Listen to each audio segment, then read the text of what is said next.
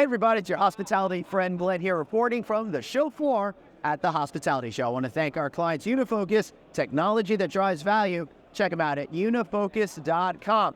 Today, I am blessed with Julienne Smith, Chief Development Officer, Americas with IHG. How are you? I'm doing great, Glenn. Thanks for having me. So great to see you. It's been too long. How's the year been going for you guys? What's the development world like? It's been a great year. You know, we just had our earnings call, so you've learned that our net system size continues to grow, which is something we look at very closely. We signed as many deals this time last year as we did this time this year. Wow.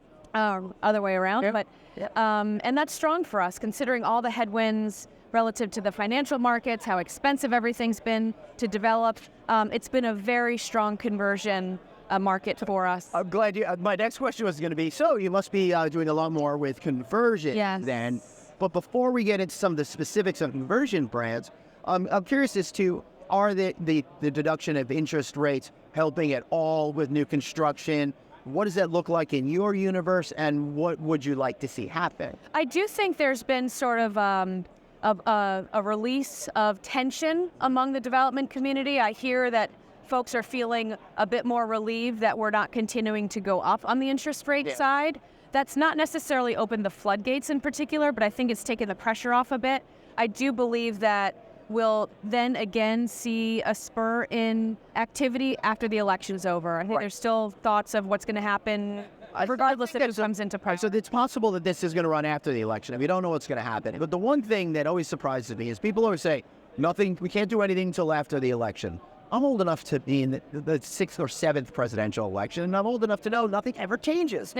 What is the psychology that gets people to not make any decisions based on this pretend thing that things are suddenly going to be different? What's going to happen with employment law? What's going to happen with immigration law? What's going to happen with taxation? It's just that need to know, right? So you can mitigate your risk. So you don't know the specifics. It's more of the general vibe of how the next we don't like change, right? We want to be able to, navigate through that and know what we're heading into. Right? Conversion brands. Yes. So everybody's really been shifting into them. And one of the things I love about the hospitality industry is there's so many different levers to pull that there seems to always be an equilibrium going on. And when new development is down, I always see that conversion go up. When new construction is down, I see PIPs coming in and reinventing properties and all of that. So how's it going with you and your brands and the conversions? We've been fortunate in that we launched a few sort of conversion-specific brands, which are soft brands, so Voco and Vignette, and then Garner most recently in the mid-scale space. We launched that just about a year ago, just over a year ago, and we assigned our first few, then opened our first few, and that's off to a really strong start. So we're pleased about that, and that's just fortuitous timing in terms of it being a conversion environment.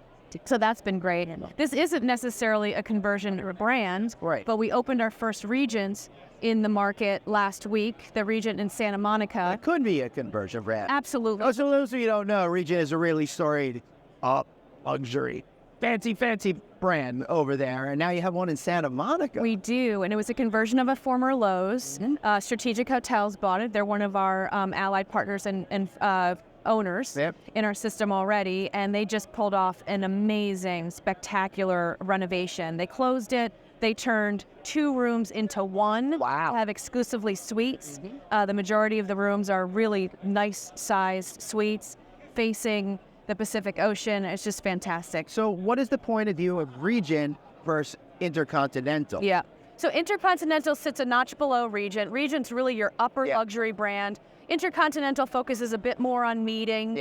We just signed an Intercontinental in Orlando, actually. It's going to be 700 rooms, a lot of meeting space to cater towards that convention. Orlando, where? In Orlando, on iDrive. Okay. It was the Wyndham Grand. Oh, yeah, I know what you're talking about. So it's partially getting torn down, partially getting renovated. It's going to be a whole repositioning of that site. And speaking of, we're sort of all in Orlando right now. We signed a Kimpton at the Magic Arena.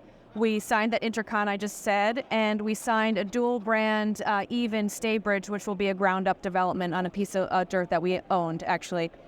So we're thrilled because Orlando is such a strong convention market, and we're going to have a hotel that can see those meetings in the Intercon, and the Kimpton will be strong as well. Not only that, but in the iDrive area with Universal's Epic Universe coming in May of next year, that's going to really increase the number of people that want to be in that area. Yeah, we're thrilled. That's going to be freaking awesome. I agree. So excited for you. So, what are your plans, do you think, for Regent going forward? Because it's such the high end. Yeah. It's not like you're going to put 200 in these, right? No, it's a very small list of target markets. Maybe there'll be some resorts in some really tried and true resort markets, but I would say the primary urban markets, probably coupled with residential, especially if it's a new development. So we've been looking at branded residential for Regent, Six Senses. We've had a few Kimpton projects that have branded residential, so that'll be a growth opportunity for us. Interesting, because I thought the branded residential kind of ebbed a little bit. What happens on the development side in the upper luxury space is it's really difficult to get those deals to pencil without the residential sales component.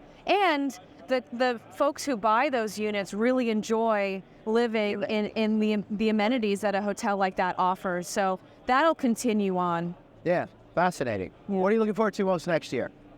I'm looking forward to it being a new construction environment again, Glenn.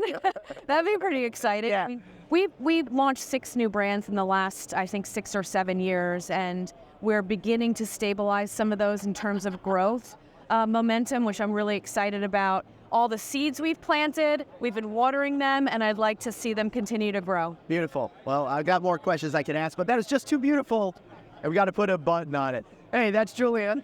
I'm Glenn. Thank you so much for watching. Really appreciate it. Why don't you like this video, share this video. Best yet, check out novacancynews.com. Thanks so much. We'll see you next time.